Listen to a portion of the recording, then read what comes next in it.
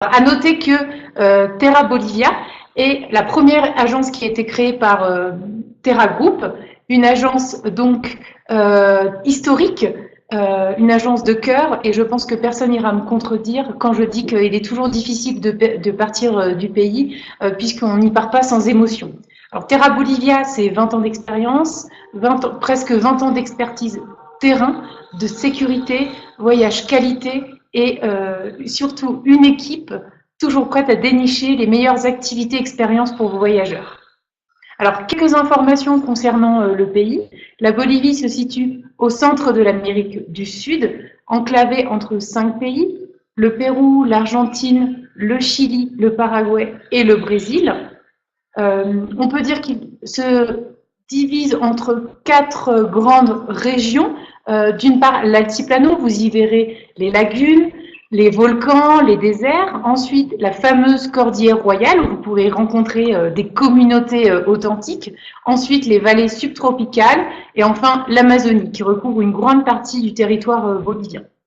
Alors, quand venir en Bolivie? Très simple, pendant la période sèche, c'est-à-dire de mi-avril à mi-octobre. Sèche, c'est-à-dire que vous n'allez pas rencontrer de pluie, enfin vous aurez peu de chances d'avoir de pluie, et surtout vous aurez de grandes journées ensoleillées pour justement profiter des magnifiques couleurs de la Bolivie. Comment venir en Bolivie? Comment entrer? Alors, la première solution, bien sûr, par voie aérienne, tout d'abord par La Paz, la capitale, voilà, comme vous pouvez voir sur la carte, et ensuite Santa Cruz. Alors Santa Cruz, on le recommande davantage puisque elle se situe à presque 400 mètres d'altitude, donc rien par rapport à La Paz qui se situe à 4100, l'aéroport, et on recommande donc Santa Cruz pour une meilleure acclimatation progressive pour le voyage. Parce que, à noter, très important, l'altitude moyenne pendant un voyage en Bolivie se situe entre 3000 et 3200 mètres, donc non négligeable. Et ensuite, bien sûr, la possibilité de rentrer par les frontières voisines, nos amis donc Pérou, Chili, Argentine, à savoir que c'est très très facile d'entrer et de sortir de Bolivie, donc il faut en profiter, surtout pour y faire une petite incursion de 5-6 jours. Voilà. Donc désormais, je vais laisser la parole à... Ah, pardon, une dernière petite information que j'ai oublié de mentionner. Oui, pas besoin de vaccin. Particulier pour venir en Bolivie, il est recommandé d'avoir la fièvre jaune pour se rendre en Amazonie et effectivement pas besoin également de visa, voilà, pour venir en Bolivie. Je laisse maintenant la parole à Marie. Bonjour, je suis Marie, conceptrice voyage chez Terra depuis 2 ans. Donc, comme l'a dit Lucie, la Bolivie, c'est un pays très divers. Il y en a vraiment pour tous les goûts. Donc, que ce soit pour découvrir la culture, l'histoire du pays, dormir chez l'habitant, ou alors tout simplement s'en prendre plein les yeux avec de magnifiques paysages.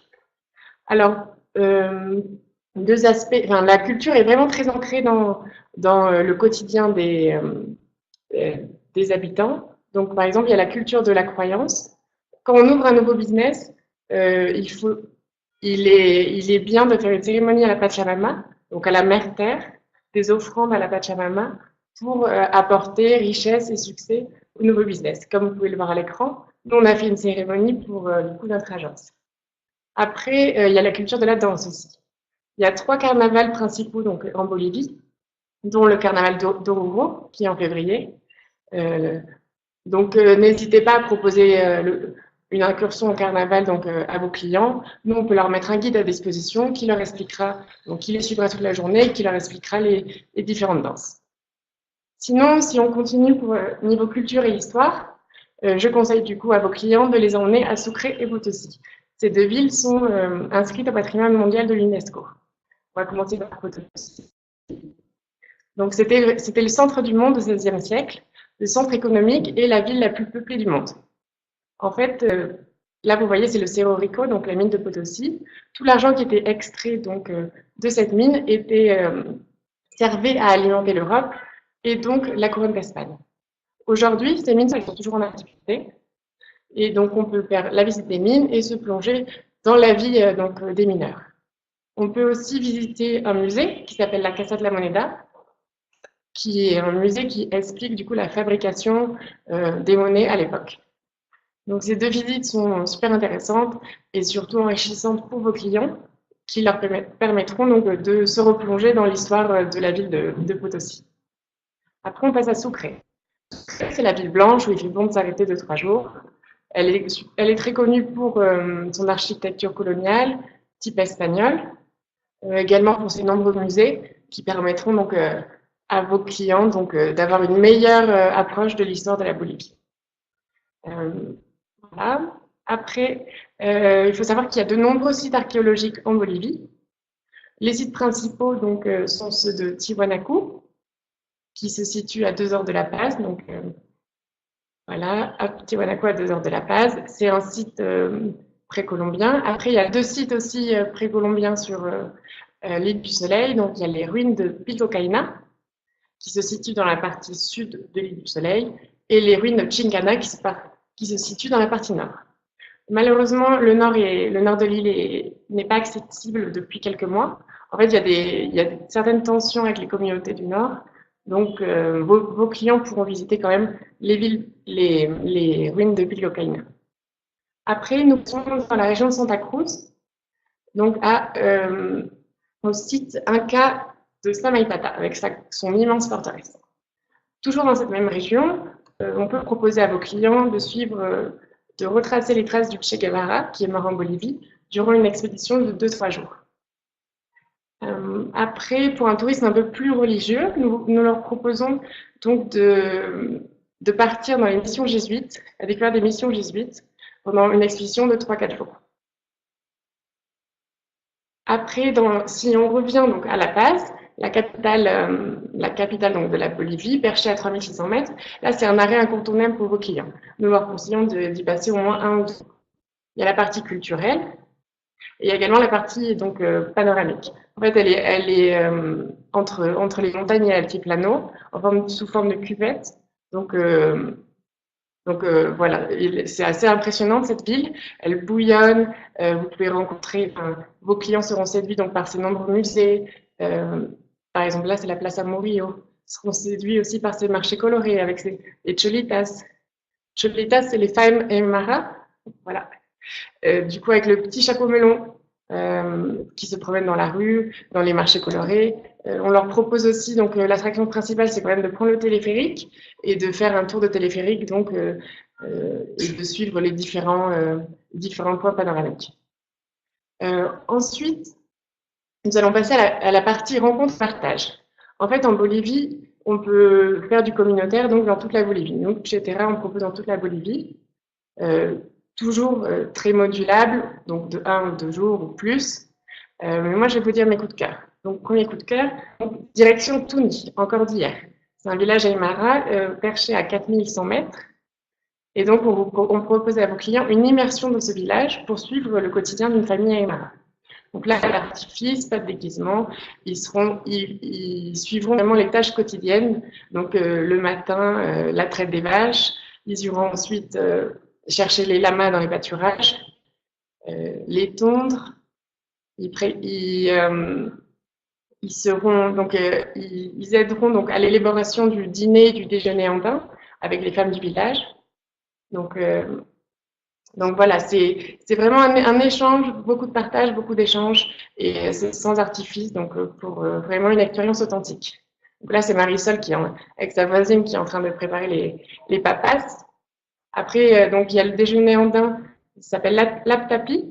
Donc chaque famille amène un peu à manger et tout le monde partage après. Il y a aussi la préparation traditionnelle du fromage. Donc ça, c'est une de nos clientes qui l'a fait.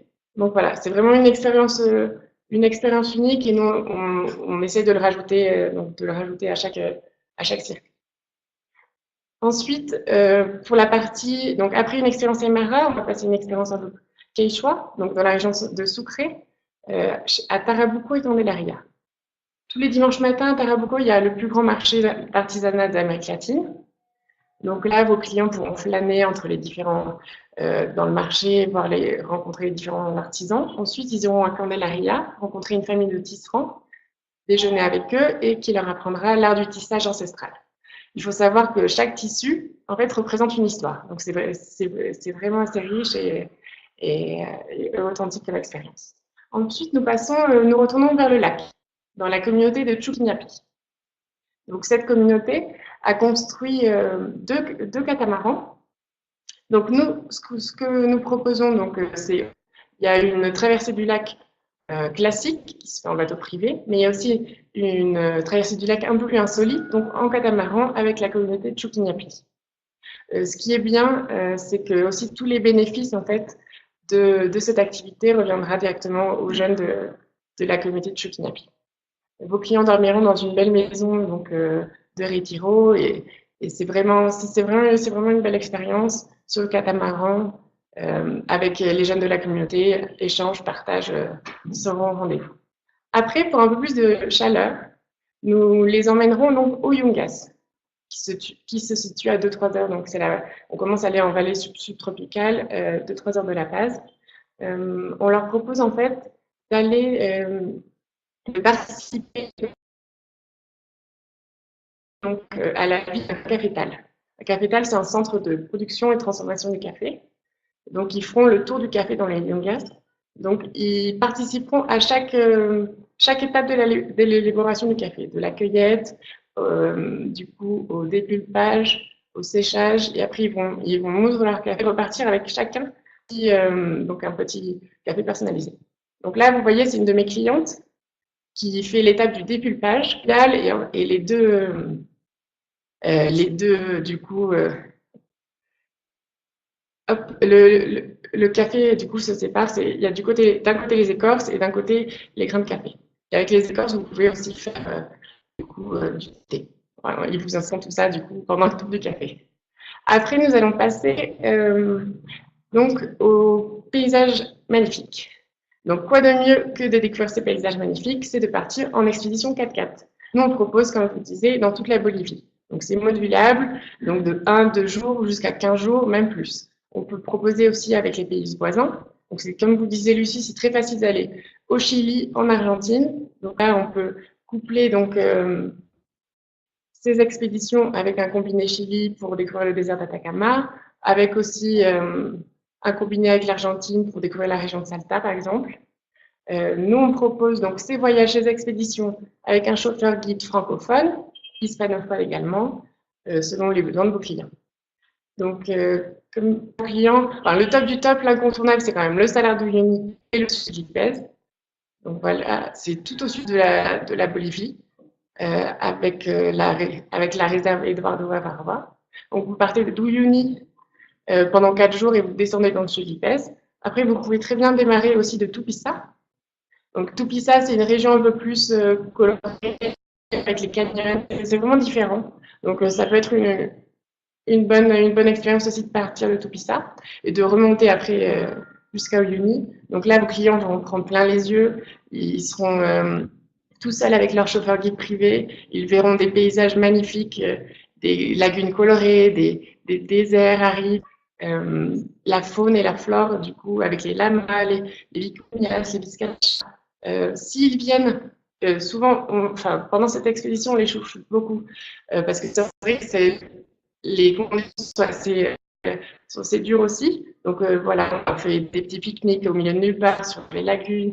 Ils rencontrent des lamas pendant leur pique-nique. On fait aussi des apéros et des dîners devant le coucher du soleil. Donc voilà, ça c'est un moment magique et qui plaît beaucoup aux clients. Voilà, là c'est un de nos groupes qui est parti déjeuner au milieu du Salar. Donc voilà, c'est vraiment un beau moment et c'est vraiment incontournable de lier. Il est possible aussi de dormir sous une tente sur le Salar et donc là de se lever, c'est assez magique le lever du soleil devant le Salar. Après, Lucie vous disait que c'était la meilleure période, c'est donc avril-octobre, mais si vos clients donc veulent partir en janvier-février, c'est aussi possible. Ils verront le Salar inondé, qui est aussi magnifique, comme vous pouvez le voir. Donc ça laisse vraiment de beaux souvenirs. Après, donc comme je vous le disais, donc dans toute la Bolivie, on peut faire aussi, le plus courant, c'est une extension donc, au Sarama, donc qui est juste en haut.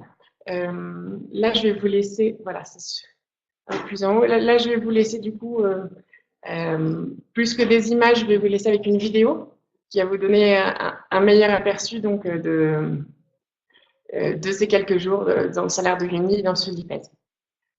Voilà.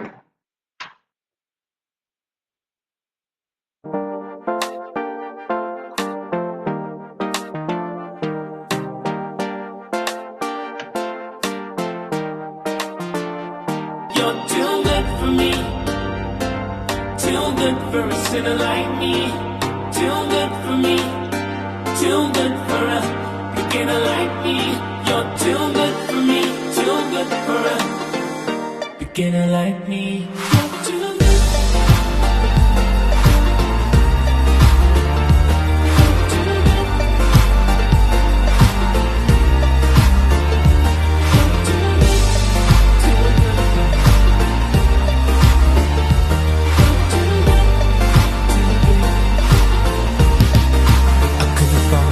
Last night, wicked thoughts kept me awake. I like watching the morning star, wondering whose hand can write our fate. You try to keep the pain away. Bonjour, je suis Loïc de Terrandina. Voilà 1 an que je suis en Bolivie. Donc après ces merveilleuses images du sud d'Ipèze, moi en tant que pur grenoblois et natif des Alpes, je vais vous parler d'une autre expérience qu'on peut apporter à nos clients ici. C'est une expérience de trekker. Voilà, on pense souvent aux pays comme l'Argentine, le Chili ou ailleurs le Pérou en termes de trek en Amérique du Sud. Mais il faut savoir qu'en Bolivie, on peut trouver des paysages tout aussi magnifiques et on a un grand terrain de jeu et plein d'options à offrir à nos clients pour tous les fans de randonnée, de trek. Voilà, il y en a vraiment pour tous les goûts, que ce soit en termes de nature de paysage, que ce soit en termes de difficulté, et que ce soit en termes aussi de durée, de temps. Les premières options qu'on va pouvoir offrir un peu à nos clients, ça va être un peu les options autour des grandes villes. On va pouvoir offrir des petites randonnées assez faciles d'une journée, voire d'une demi-journée. Voilà, dans une pensée d'acclimatation, c'est-à-dire que si on part sur des longs treks, par exemple, ça va être des premières petites balades, premières petites données à faible altitude. Tout est relatif, mais voilà, on sera aux environs de 3500-3600 mètres d'altitude. Donc voilà, on va pouvoir aller, par exemple, autour de La Paz, découvrir vraiment la ville d'un autre point de vue, découvrir les montagnes, ces formes un peu fondues aux couleurs orangées, rouges. Donc c'est vraiment magnifique. Donc c'est une première option qui est vraiment sympa. Si on arrive du côté de Sucré, donc de Santa Cruz Sucré éventuellement, on a la cordillère de Los Frailes, qui est une magnifique cordillère avec notamment le trek du cratère de Maragua qui est plutôt connu, mais il faut savoir qu'on peut très bien proposer des treks de 2-3 jours dans cette région-là. Voilà, c'est toujours vraiment dans une idée d'avoir une première approche assez facile et puis en termes d'acclimatation, on est toujours sur des altitudes entre 3000 et 3500 mètres d'altitude. Donc voilà, y aller progressivement. Donc voilà, c'est ces premières options-là. Ensuite, nous, généralement, ce qu'on conseille, c'est de partir du côté du lac. Alors, du côté du lac, normalement, on a, Marie l'a évoqué tout à l'heure, l'île du Soleil qui a 3/4 fermée actuellement. Et donc, un des classiques de Bolivie, qui était le trek du nord au sud, sud au nord de l'île du Soleil, n'est actuellement pas faisable. Donc, nous, on propose une autre alternative, qui est le trek de Yampupata. Qui est un trek très facile de 3 à 5 heures en fonction de la forme de vos clients, un trek plutôt plat. Et là, on se trouve du coup à 3900 mètres d'altitude. Et donc, du coup, c'est toujours dans l'idée de grimper, de passer les paliers petit à petit et que le client s'acclimate avant éventuellement de partir pour des treks plus sérieux. Alors, plus sérieux, qu'est-ce qu'on a? Eh bien, forcément, on a un des incontournables de la Bolivie, c'est la Cordillère Royale. Donc la Cordillère Royale qui se trouve juste au nord-est du lac, donc on peut enchaîner éventuellement après le lac et partir direct en Cordillère. Et là, ce qui est vraiment bien, c'est qu'on va pouvoir offrir toutes sortes de treks, de longueurs, de difficultés, Voilà. S'il y a vraiment des gens qui veulent absolument voir la cordillère, il faut savoir que s'ils n'ont qu'une journée, on peut très bien, sur une grosse journée, aller en cordillère, voir quelques lagunes. C'est faisable. Après, forcément, on va plus partir sur des treks de 4-5 jours, voire une semaine, et forcément, éventuellement, un des classiques qui est la Transcordillère, qui en une quinzaine de jours, on va parcourir toute la cordillère royale, du nord au sud. Et on va vraiment pouvoir apprécier ces super paysages de montagne avec ces sommets enneigés qui culminent à plus de 6000 mètres. On va croiser des lamas, vous allez voir des tas de lagunes. Et ce qui est incroyable ici, c'est que, à tort malheureusement, mais c'est peu fréquenté. Donc vous allez vraiment vous retrouver en mode seul au monde. Et donc ça, c'est plutôt, je sais que, voilà, pas plus tard que la semaine dernière, il y a un client, il m'a demandé, je veux un trek en mode seul au monde. Et sachez que ici en Bolivie, et notamment en Cordillère Royale, vos clients seront servis. Voilà. Et donc, dans cette cordillère, et puis en Bolivie, il faut savoir qu'on a 13 sommets à plus de 6000 mètres. Donc, ces treks, on va pouvoir, parfois, si vraiment on a des clients qui sont avides de défis sportifs, on va pouvoir leur proposer donc des fonctions. La plus classique, la plus abordable, on va dire, c'est celle du Huayna Potosí qui se fait en 2 jours. Donc 2 jours, c'est vraiment très rapide et on va à 6088 mètres. Voilà. Après, il y a d'autres ascensions un peu moins connues qui vont être parfois même un peu plus faciles, mais un peu plus longues. Il faut prendre 4 jours. Mais voilà, on a différentes options et voilà. Et il faut dire que monter à plus de 6000 mètres, ça claque. Donc voilà. Ensuite, autre option de trek et ascension, on va partir en cordillère occidentale et donc au parc Sajama. Sajama, ça s'écrit. Donc voilà, c'est encore une autre ambiance. On a des paysages un peu différents, une nature un peu différente. On a toujours des magnifiques lagunes.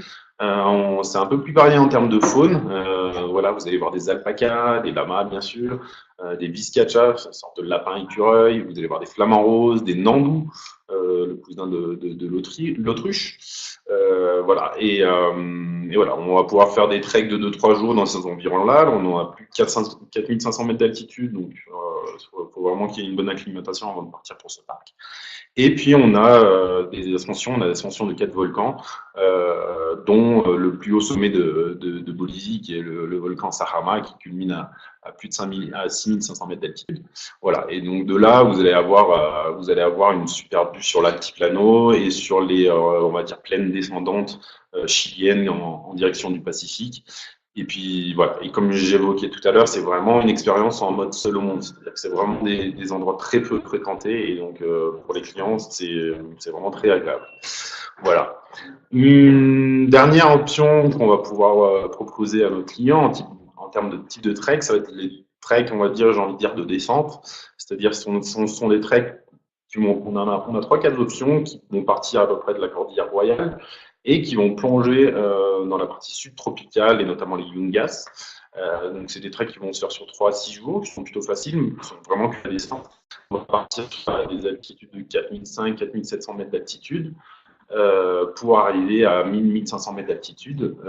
Et ce qui est génial, c'est que durant ces quelques jours, on va pouvoir voir la végétation et l'environnement complètement changé et arriver dans une zone, partir à 4500 mètres d'altitude à des températures de 5 degrés en mode il n'y a pas de nature et arriver dans les Yungas où il fait 25 degrés avec de l'humidité, de la chaleur et une végétation luxuriante. Donc c'est vraiment des options super sympas. On va plutôt les proposer, comme je l'ai dit, en fin de parcours, pas casser l'éventuelle acclimatation qu'on aura eu avant.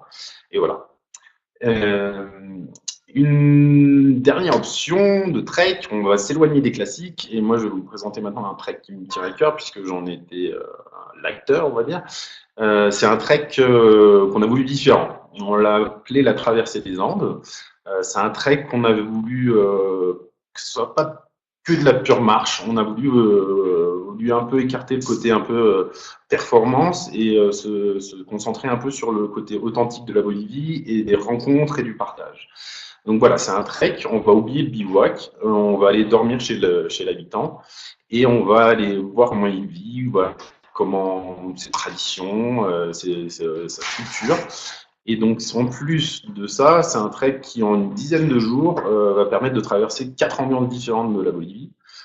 Donc on va commencer du côté du lac. Alors là aussi on a voulu faire différent et on a voulu aller du côté de la partie mineure du lac. Donc au sud, on va dire, de Copacabana, l'Issa des Sols, toute la partie un peu touristique. Et donc c'est vraiment, on retrouve toujours ces mêmes paysages magnifiques, mais en mode seul le monde peut fréquenter et les seules personnes que vous allez rencontrer, c'est les locaux. Et avec ces locaux, vous allez partir à la pêche avec eux, vous allez partager un repas avec eux, vous allez découvrir notamment l'île Suriki, qu'on appelle le poumon du lac, là où tous les bateaux traditionnels sont construits, et les bateaux touristiques aussi. Donc voilà, vous allez passer à peu près 2 jours, toujours aussi on n'oublie jamais ça, toujours dans une optique d'acclimatation aussi, on est à 3009. Voilà. Ensuite, on va partir dans une ambiance un peu différente. C'est ce que moi j'appelle un peu la pampa.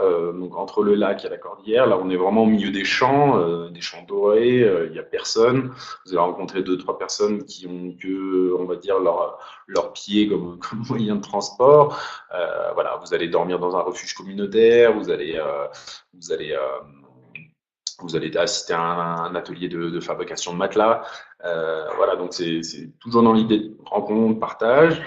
Côté randonnée, sur le lac, on était sur des randonnées un peu faciles, de 1 à 2 heures, voilà, pour commencer doucement. Là, on va passer à un cran supérieur, on va être sur des randonnées par jour de 4 à 6 heures. Alors après, on est vraiment sur l'altiplano, donc sur cette partie, c'est plat, donc il n'y a pas de grosses difficultés. Donc voilà, on y va crescendo. Après cette pente, on va passer sur la fameuse cordillère royale et là, on est en mode lagune, en mode au pied des montagnes de 6000 mètres. Voilà, vous allez ramener vous allez emmener les lamas au pâturage, vous allez assister à vous allez apprendre à fabriquer le fromage. Voilà, toujours en mode partage, rencontre, je dors chez l'habitant et je vois des paysages magnifiques. Voilà. Et la dernière partie, c'est comme je le disais, le fameux trek de descente. On va faire une partie du trek du Choureau, qui s'appelle.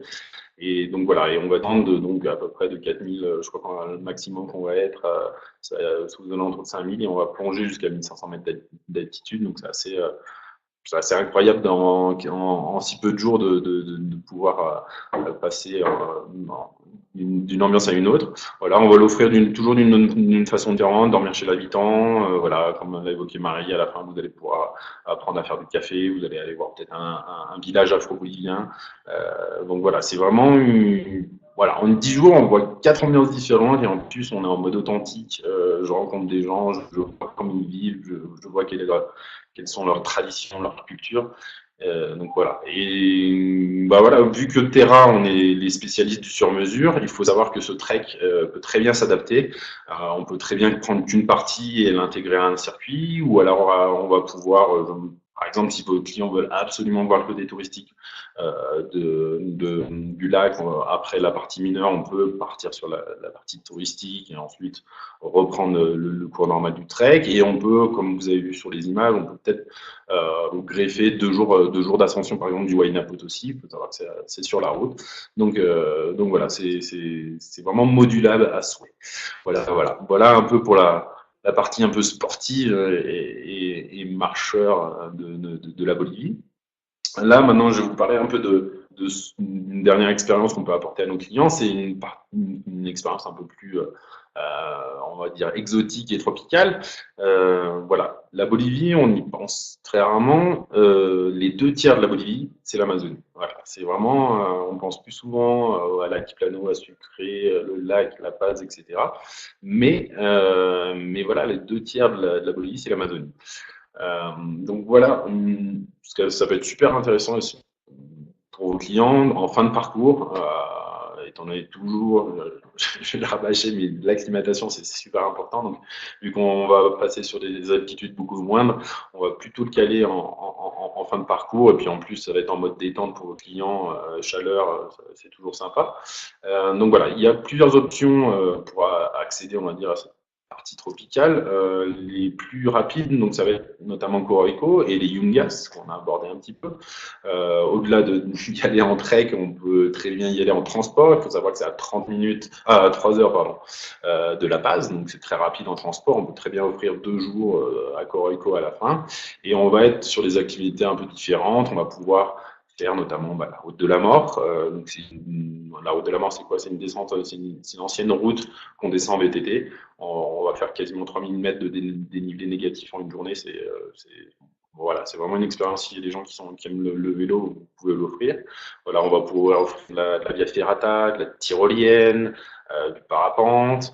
Et puis sinon, vous pouvez tout simplement laisser vos clients à l'hôtel, profiter de la piscine, pourquoi pas, ça peut être une option aussi. Voilà. Une autre option qui va s'offrir, qui est plutôt facile, c'est du côté de Santa Cruz. Alors, on peut la mettre en début de parcours, en fin de parcours. Ça va dépendre quand le client arrive. Et si on part de Santa Cruz, c'est le parc Ambo. Pareil, ça se trouve à peu près 3h, 3h30 de Santa Cruz.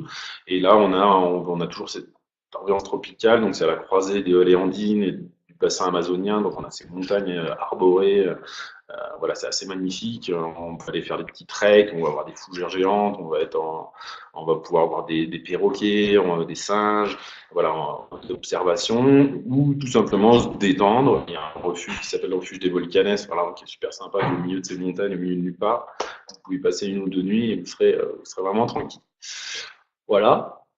Moi, si vraiment vous avez le temps pour vos clients, je vais vous parler d'un de mes coups de cœur, et je pense que ça vaut vraiment le coup de l'offrir. C'est Ruruena-Baqué. Alors, Ruruena-Baqué, ça se trouve où? Ça se trouve à 1 demi-heure de La Paz en avion, donc c'est pas bien loin. De La Paz à Ruruena-Baqué, on va passer de 4000 l'aéroport à 200 mètres d'altitude sinon. Et voilà, donc c'est le début de l'Amazonie, et c'est une petite ville, un petit village qui est super sympa, chaleureux, loin de l'agitation de La Paz, par exemple, qui est tranquille, au bord d'un rio, d'un fleuve. Et ici, on va pouvoir offrir deux options à nos clients. La première, qui est souvent malheureusement délaissée au profit de la deuxième, dont je parlerai tout à l'heure, c'est la selva, soi-disant la jungle. Pour moi, clairement, l'Amazonie, c'était ça. Avant d'y aller, c'était me retrouver au milieu des arbres géants, des plantes géantes, d'être dans une expérience complètement immersive. Vous allez voir des tas d'insectes, des tas d'oiseaux, vous allez voir des singes, voilà. Et puis vous allez être au milieu vraiment de cette forêt. Voilà, où tous vos sens vont être mis à contribution, que ce soit l'ouïe, le regard. Vous allez apprendre à être patient, à écouter votre guide, donc voilà, et à être observateur. Et c'est vraiment, moi voilà, c'est vraiment immersif, et c'est une expérience que je recommande vivement, vivement pour vos clients qui sont fans de faune et flore. C'est un moment génial. En plus, on peut dormir dans des petits éco-lodges au milieu de la forêt. Voilà, la nuit, vous allez faire des petites balades, vous allez voir des lucioles, ça va briller dans tous les sens, c'est magnifique. Et puis en fin de journée, vous pouvez pourquoi pas vous reposer dans un hamac, donc c'est vraiment super sympa. Et voilà. Et après la selva, il y a une autre partie qu'on appelle la pampa. Moi, j'ai tendance à dire de temps en temps que ça va être ça a un peu des ambiances un peu savane africaine. Et là, c'est une ambiance complètement différente de la jungle.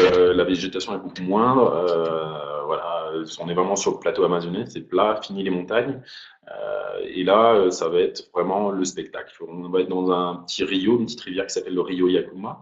On va embarquer avant le bateau, on va se poser, et là, c'est le spectacle. Vous allez sincèrement voir tous les domaines quelque chose. Vous allez voir des alligators, des caïmans, vous allez voir des singes, des dauphins roses, des tortues, toutes sortes d'oiseaux, de colorés avec des chants. C'est vraiment.